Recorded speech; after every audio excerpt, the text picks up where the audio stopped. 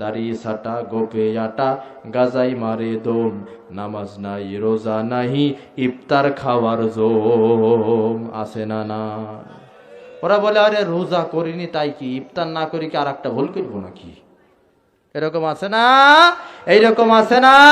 ইমানদার ব্যক্তিদের জন্য রোজা এত আনন্দ, পৃথিবীতে আপনি কত দামি দামি রেস্টুরেন্টে খেয়েছেন, কত দামি দামি খাবার খেয়েছেন, ইফতারের চাইতে দামি তৃপ্তিকর খাদ্য পৃথিবীর মাঝখানে একটাও হতে পারে না।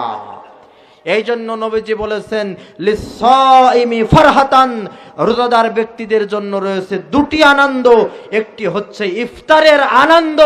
একজন রোজাদার ব্যক্তি সারাদিন রোজা থাকার পরে সে যখন ইফতার করে তার ভিতরে যে ফিলিংস, যে আনন্দ, আর সারাদিন রোজা না রেখে ইফতার করতে বসা ছাগলের পাতা খাওয়া যা, ওই বেরোজাদার ব্যক্তির ইফতার করাটা